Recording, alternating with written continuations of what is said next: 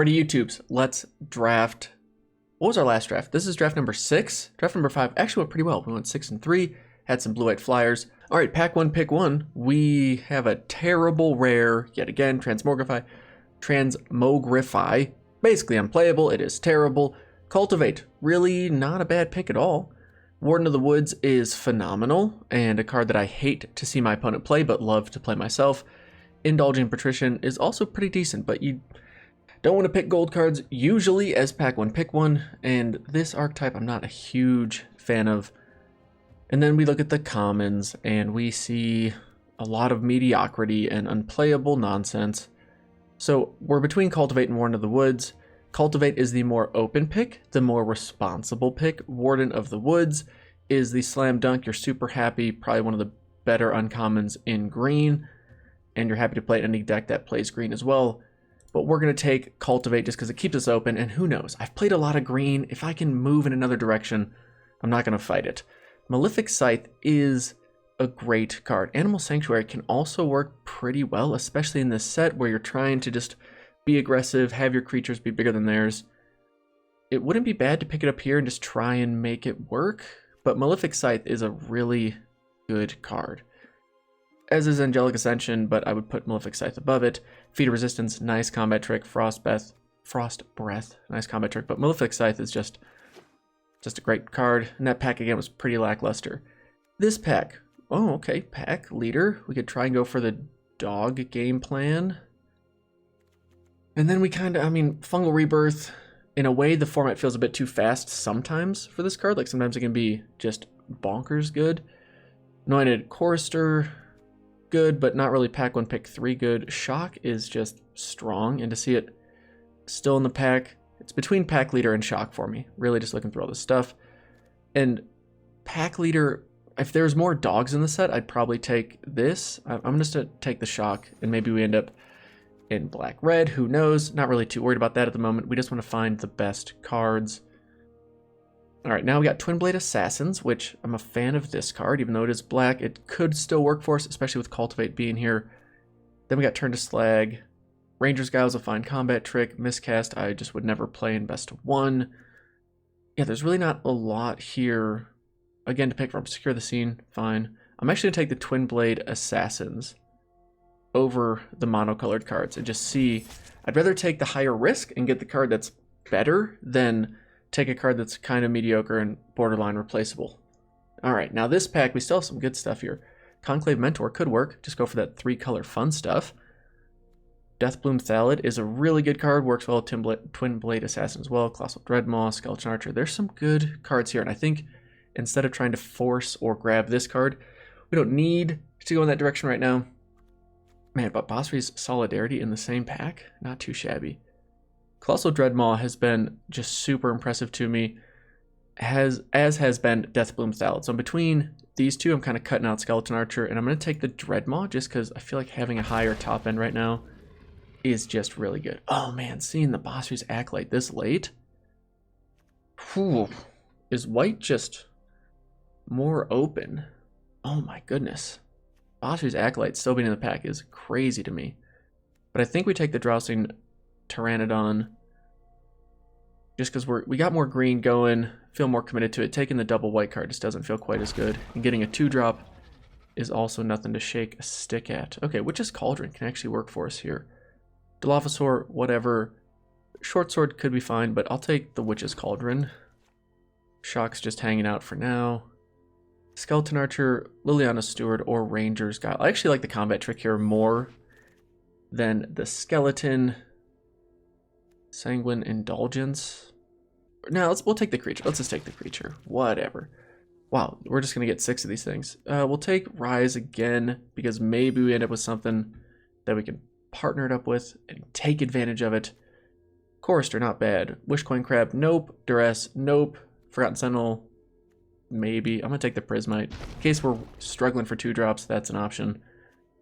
Take the Blackguard. All right, we're gonna move the Shock down here. You know, we love you, Shock, but it's not looking great for you so far.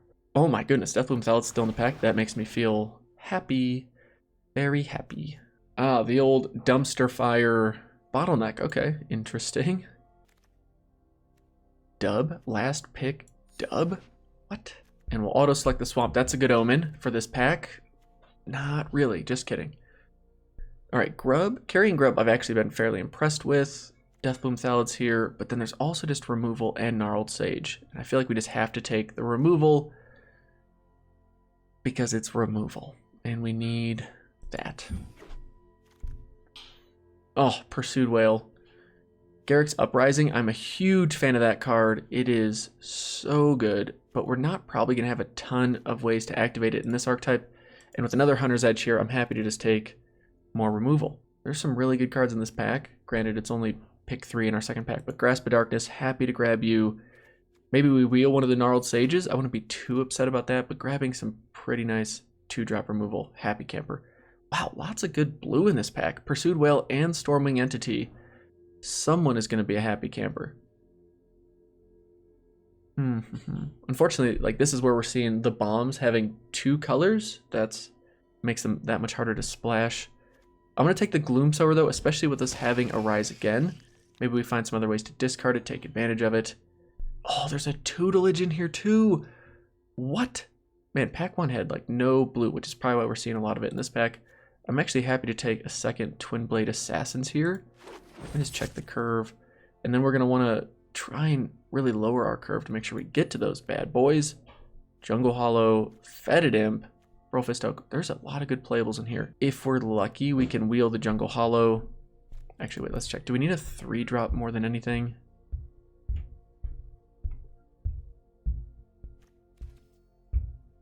Yeah, for this one, I think we go with the better draw, which is just Brofist Oak over our 3-drop.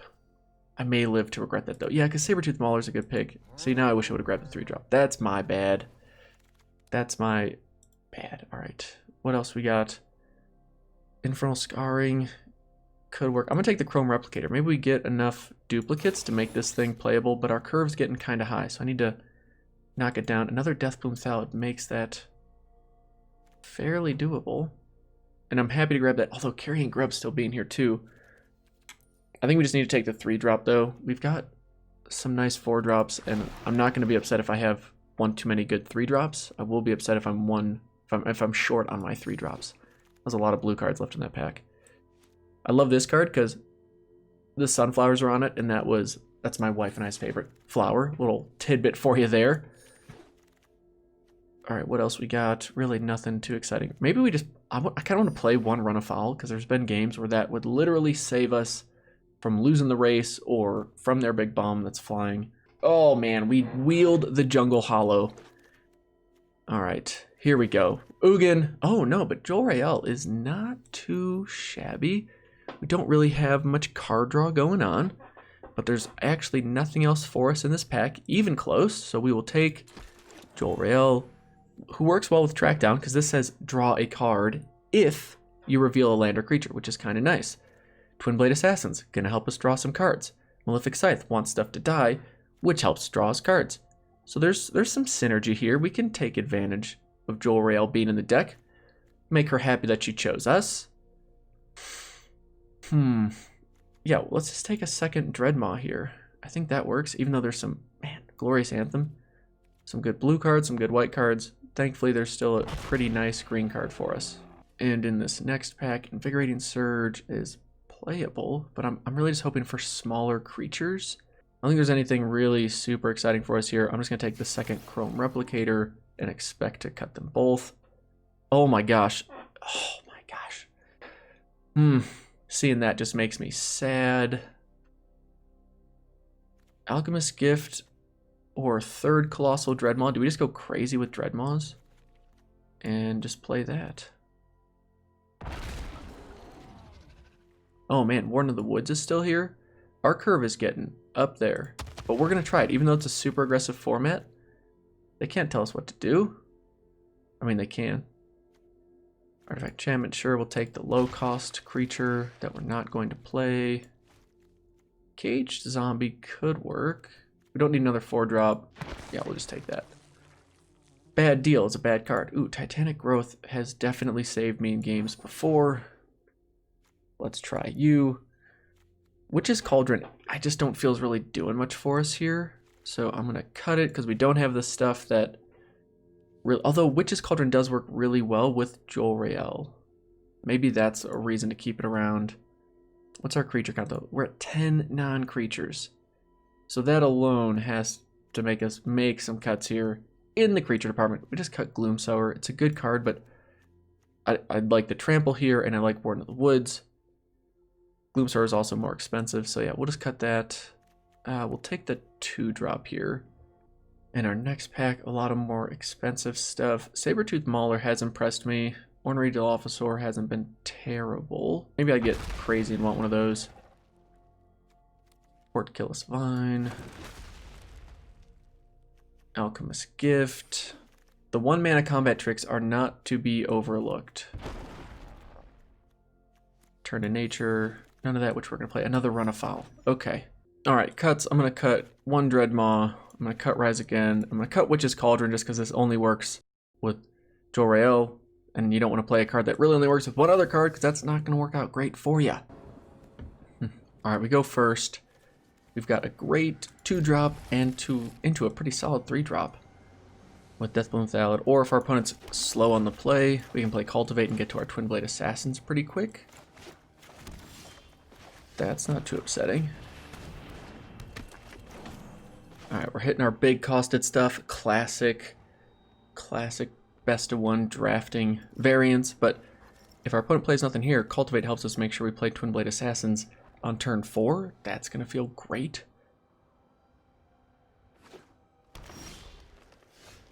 Nice. I'm going to attack and just hope they don't have a white that they then blow up our card with. We'll just grab 2 forests.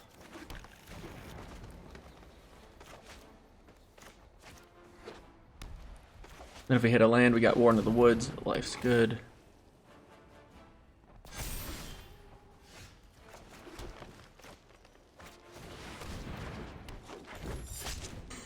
Oh, they are playing white. Okay, so they definitely could have destroy target tapped creature. That could just be something to keep in mind. They don't attack. That's good to see. Now what we can do is attack. If they use a combat trick, we have our own combat trick. Or if they want to like do something trade, we play our second Twin Blade Assassins. That feels kind of good. Next to damage, what you got? What I love about having 5 mana is that we can keep... Okay, do we let our thing die, or do we just play this with another creature? They're going to turn theirs into a 4/4. I think it's better if we keep ours around, especially just having 2 in play come next turn will feel pretty nice. Yep, next to damage. And now we got a blocker. Now if they want to attack too, they've missed a land drop. So that's not too shabby, especially assuming in green-white, they're going to go off if they hit that 4th land. But they are struggling, and that is not our problem. I'm going to attack with both, because even if this... I don't mind if this dies, because we can play our second one, that'll draw us a card, then we got tokens coming down. We're in a pretty good spot here. Or they play a second Feat of Resistance, sure.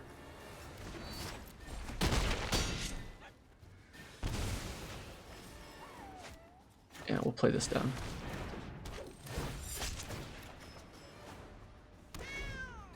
We could have played Warden of the Woods as well. It's a much better blocker in this situation. But I also don't see them getting aggressive anytime soon here just because they're so far behind on land. Alright, we have 6. Getting to 7 mana is not going to do much.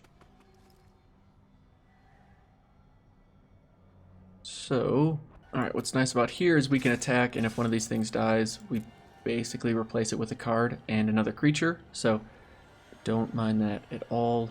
Having these both in play just feels really good right now. That's fine. Nope, just kidding. They must be thinking we have a trick too, which is fine. There and there. And then we'll play Warden of the Woods. And I'm not going to play a land just because maybe we want Joel Rael to use her ability here at some point.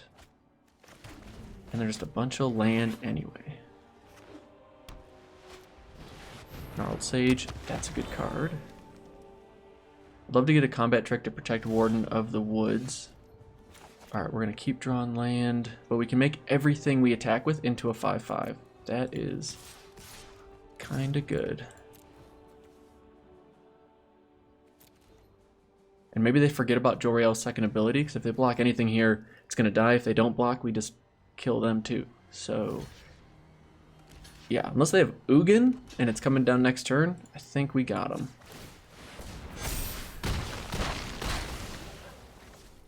Feels good. If I play a land, does stuff die? I kind of want to find out. Let's just find out. No. Right, because it changes it as of that state. And then the state, it's not like ever updating. Okay, well, wow, that's such a good combo. Oh my goodness. Let's just do this because we can. Got him. Yeah, I can't deny that last game we had a pretty ideal draw. Pretty ideal starting hand on the play. Our best 2-drop into our best 3-drop, which gets us to our best turn 4 play we could really ask for in this deck. Alright, we're going to keep it just because we're on the draw. And 4 land, a couple 2-drops. Don't mind if we do. Ooh, we're up against the... This is the bane of our existence, the black-red deck. Can we overcome it for the first time ever? Well, let's play Drowsing Pteranodon, because that can block and not immediately die to the Goblin Arsonist. We do need to hit a second black here, which Trackdown can help us do. Burlfist Oak will also be just a strong card to play. Okay, they don't have a combat trick, I assume. And I don't think we lose the race just getting pinged for 1 in the air. Let us... Yeah, let's just find cards we want to find. Ooh, yes, and yes. And this would become a free draw. Then we grab this guy. And then we got protection. Yeah, let's do it. Let's do it.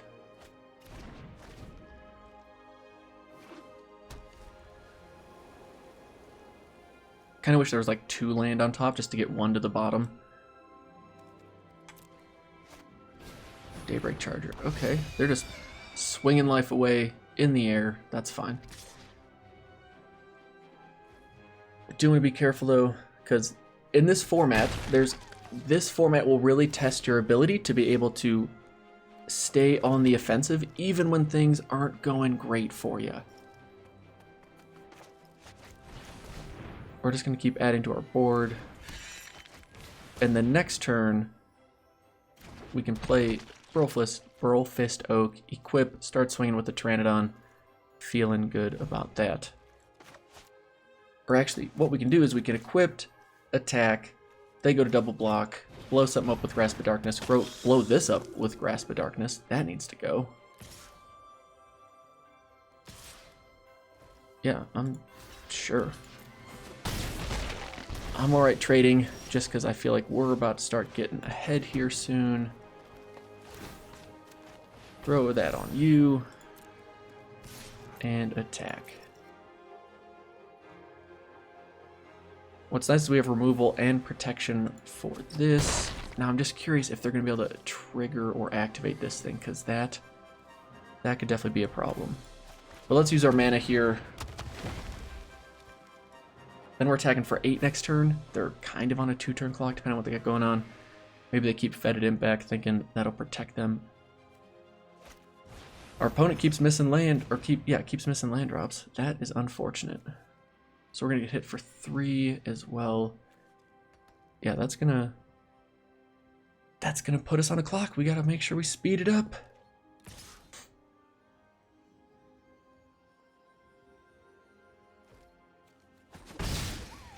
Okay.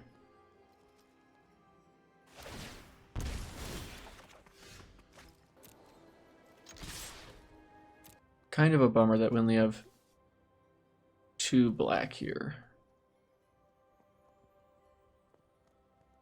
I don't think we can let that trade happen because we need to stay in control of this game.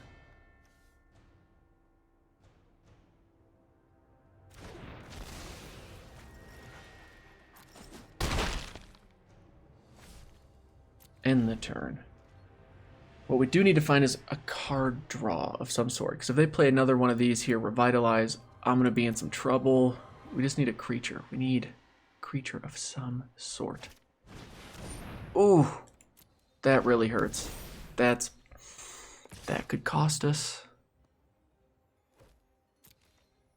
Because now it's hitting us for 6. That's just so unlucky. Yep, that's not going to do it.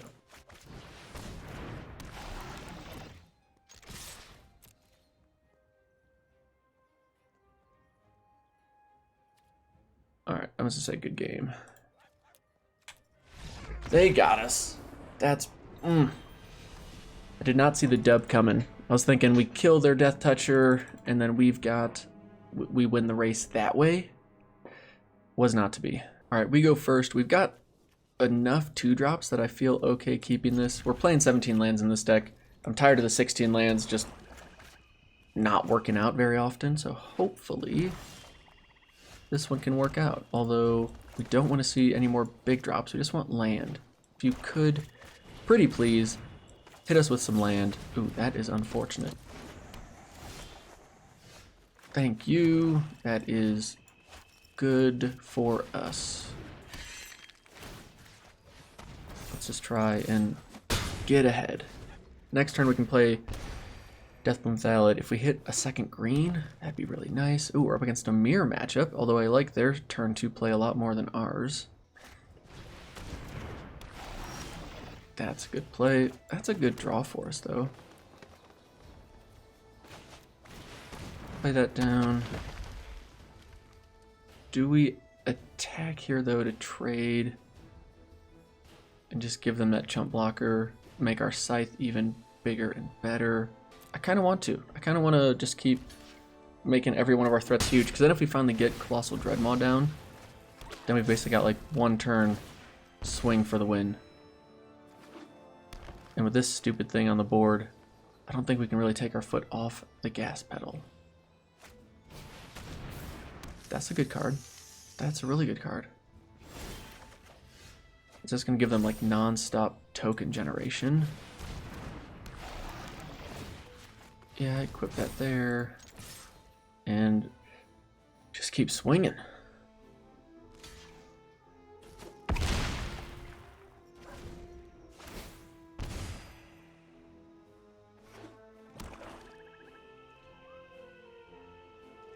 They play nothing. Alright, I'm assuming it's because they have their instant speed removal spell. Oh my goodness, I meant to equip that over there. That's unfortunate. That is very, very unfortunate. Yep. Feels bad. Feels bad jumping ahead. Play you. And we might as well just use the mana. There we go. Oh, that's not smart. Can't misplay like that. What are you doing? Maybe they're just flooding out. We hit a land though. Colossal Dreadmaw's definitely coming down, and then with Malefic Scythe, that's a lot of damage. And Deathbloom Thallid dying, I didn't even think about it. We just throw this on the Sapperling token. Life's good. We still got a 4/4 coming at ya.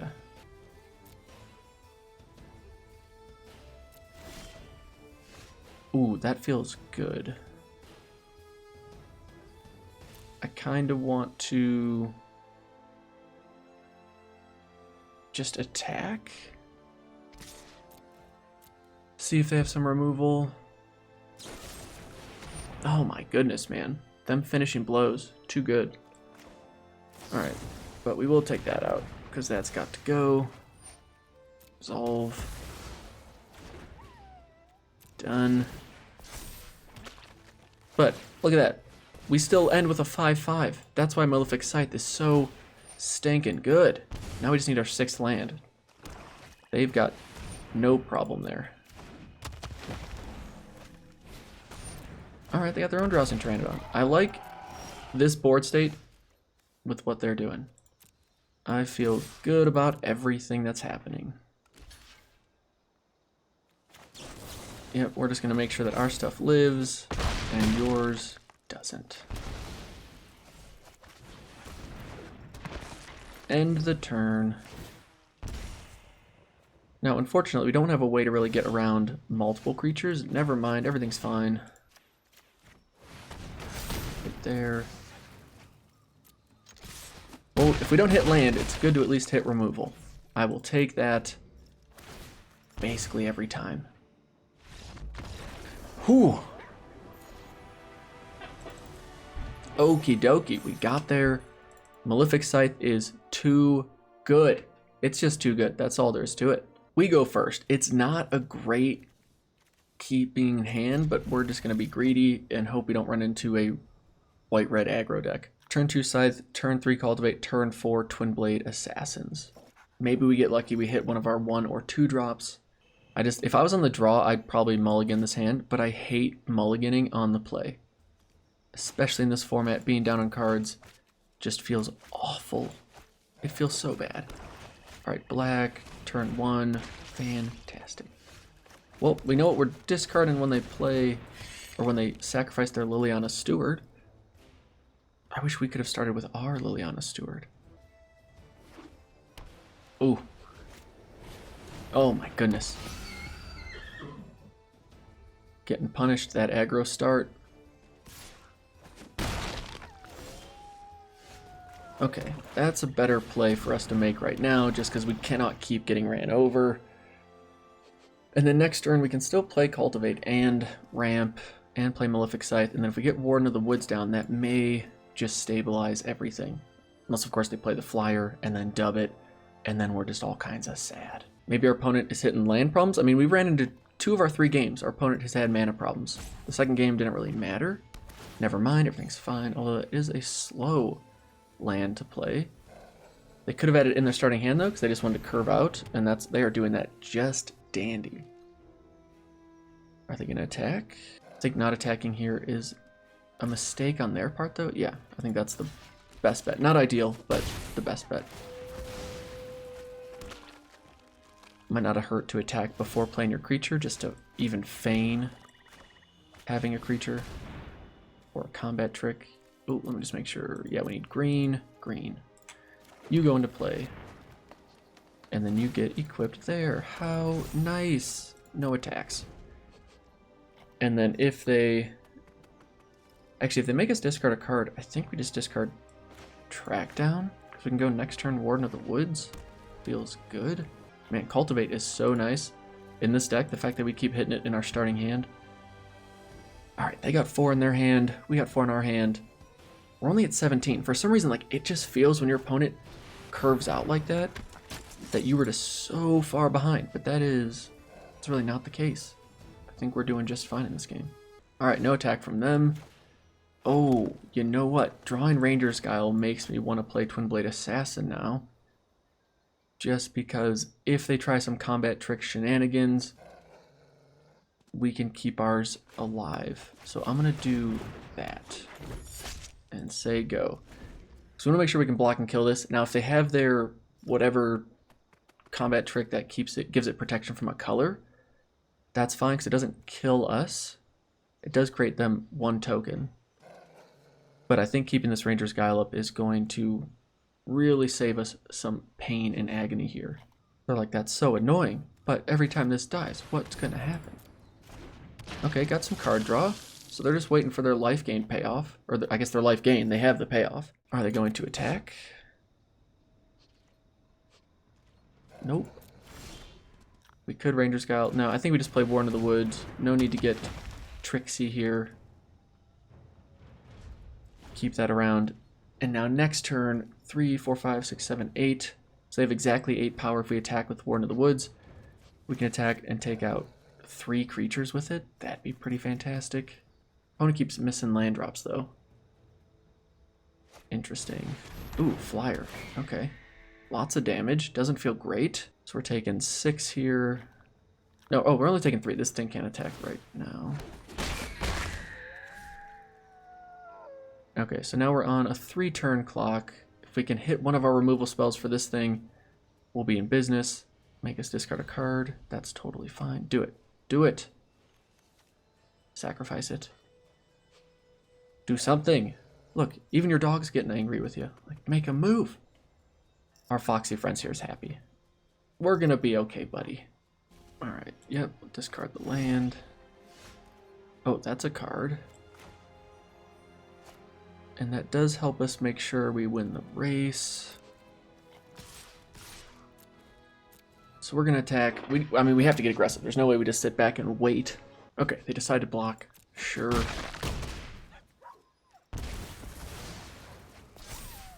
And then we'll play Colossal Dreadmaw. Draw a card. Nice. Okay, if they play another Gale Swooper, this will be the only deck I've ever seen where Gale Swooper ended up being just a really good play. I do wish we had even 1 or 2 reach cards. Like 2 of those spiders would be fantastic. I'm assuming they're going to attack with their 2 flyers. Unless they're thinking, no, I want to trade with the Dreadmaw and get it off the board. If that's the case, please. They just attack with that. So I'm assuming it's because they have the +1/+1 and Death Touch, or give it protection from card. But I'm gonna block here.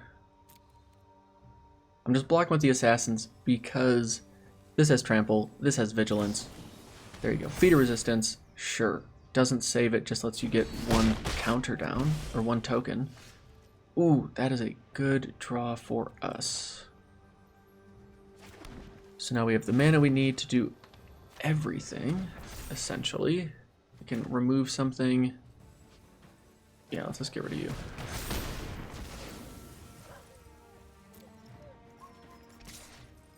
And I don't want to attack with this just because do we want to keep the blocker back?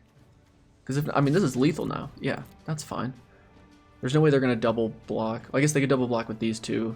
We can Ranger's Guile it, keep it around, get rid of 2 of their creatures. Yeah. This is what our deck wants to do, is just play bigger bodies and find a way to get in for damage. Oh, that's beautiful.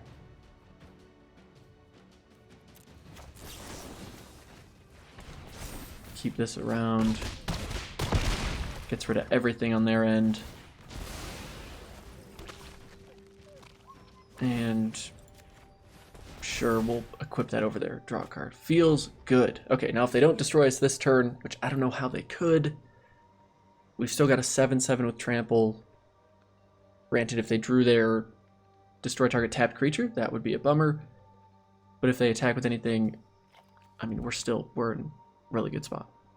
With how this game started, to see this board state feels great. And right now, there's just no reason to block. There's no combat trick that destroys us. The only thing that blocking does is give them the opportunity to create a zombie and have some type of ideal draw. So yeah, we're just going to get rid of that. Good game.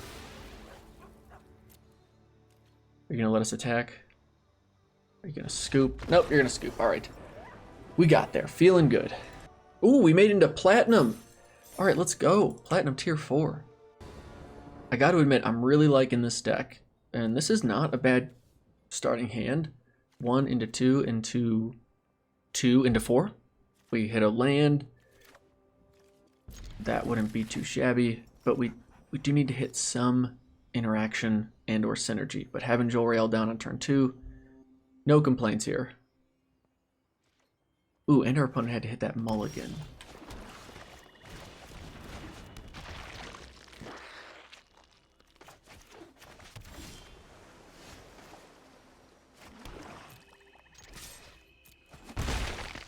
Alright, I'm not going to play Joel Rail just because I'll play her on turn 3 and keep protection up for her. Although I can't do that because there's only 1 green. Never mind, what am I talking about?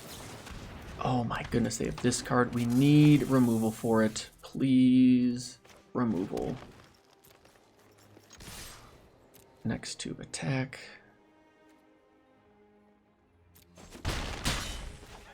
Do nothing. Play this. Now, we may just be able to put up infinite chump blockers for it, but we don't really have ways to just... We don't have flat-out creature removal. We have damage-based removal, and this thing is about to get out of hand quick. Quick. We got one draw. We got one chance left. That's not it.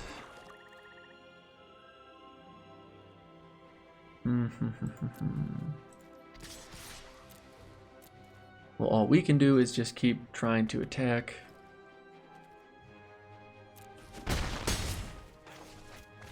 Do our thing. I mean, we've got him down to 13. One creature does not a board state make. That's not true. We have no combat tricks. They've got a stupid Wishcoin Crab. And they don't attack. Interesting. Interesting.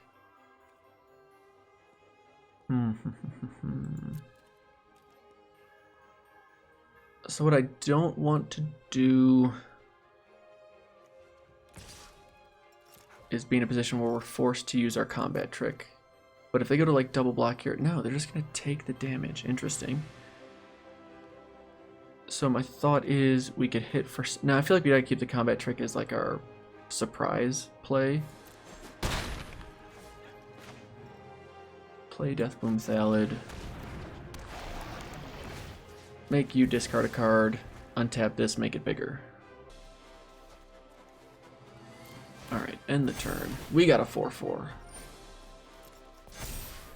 They have a 6/6. Like that's kind of good. But they're missing land drops, I suppose. I'd love to see something like a capture sphere come down, something like that. Okay.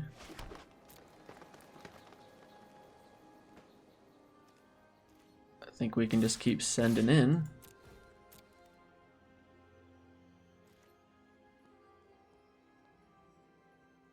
Don't know why they keep hovering Jor-El. Alright, my guess is they have to have their own combat trick. But I'm hoping it's something that interacts with our creature, and we can Ranger's Guile it. Please interact with our creature. Ooh. That's not what we wanted to see. That is a bummer. Yeah, and Ranger's Guile doesn't really do it for us there. Man,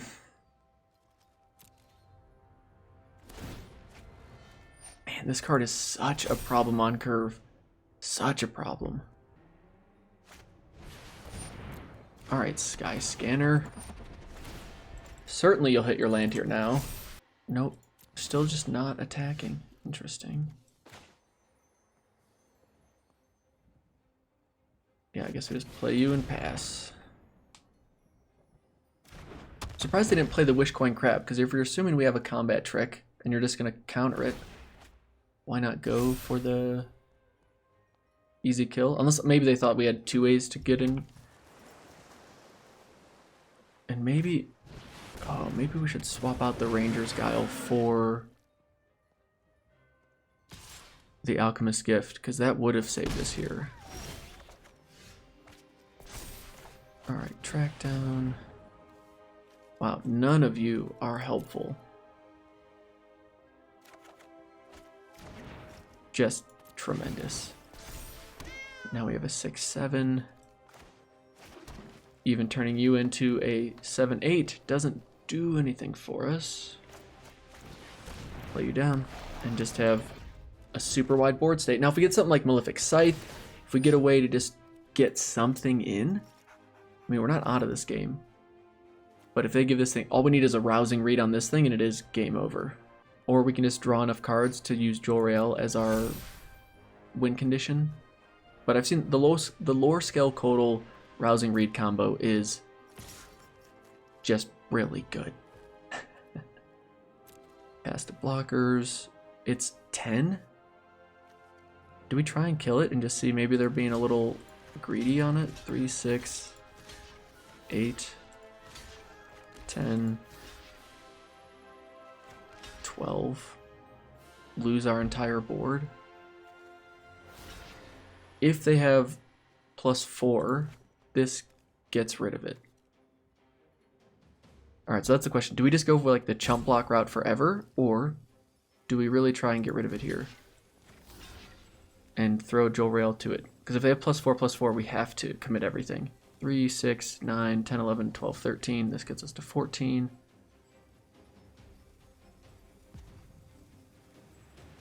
And leaves us with nothing. Yeah, let's just do it. Just go for it.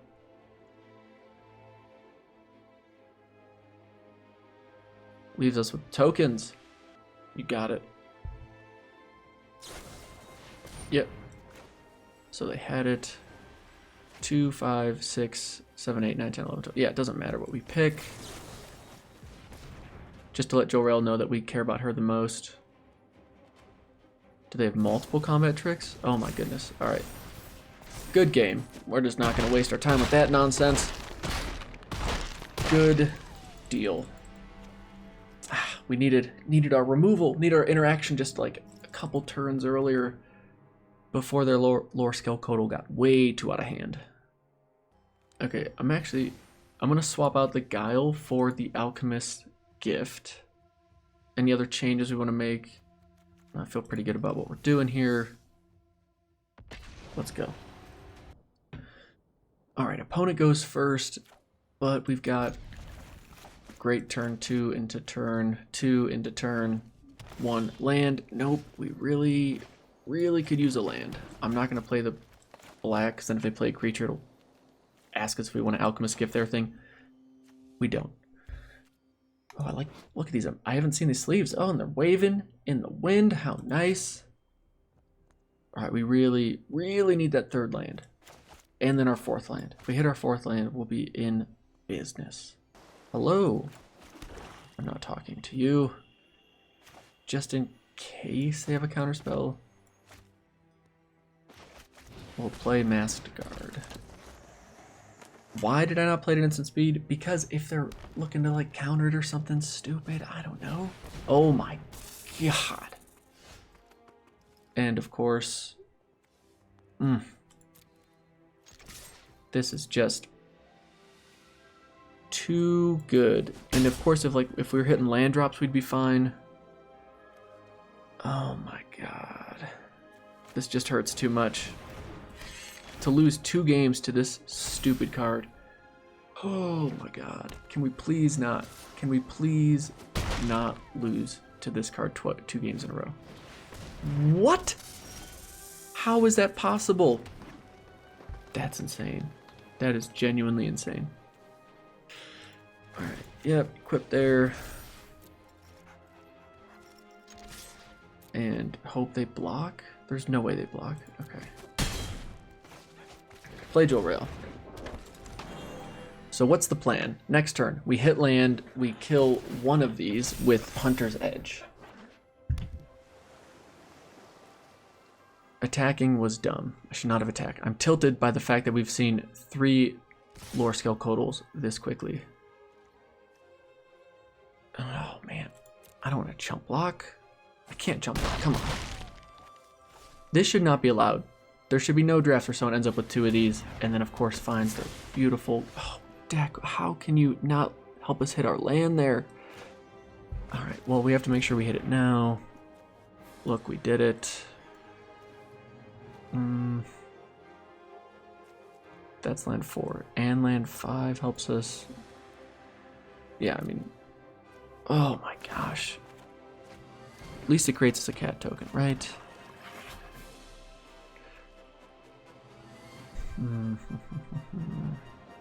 Alright, so next turn, we Alchemist Gift to kill the big one. Then we can Hunter's Edge to kill the not as big one. Although Teferi's Protege is going to get in the way of that. If we attack here, there's no way they block, so we may as well just attack. Because honestly, if they do block, we're happy about it. But yeah, they're not going to end the turn. Oh my gosh. We needed the land there. because then we can Hunter's Edge to kill the big one before they can do anything with Protege, and then use the Alchemist Gift to take care of one, but now we can't take care of any of them with Alchemist Gift. Or sorry, with Hunter's Edge. Oh my god. Oh my god. Unreal. That's just the worst luck. Gosh. Whew. Man, bad beats like that never feel good. I thought our deck was pretty sweet. It was just solid. It was nice and consistent, but you can't beat lore scale Codal. I'm never going to be able to say that well if you don't have your removal and your interaction when you need it. So we got punished in that game for keeping a 2-lander on the draw. Oh, fellas, that was rough. That was definitely unfortunate. But just got to keep on keeping on. We made it into Platinum. We're going to keep climbing. Hope you enjoyed the video. Thank you for watching. We'll see you in the next one. Peace.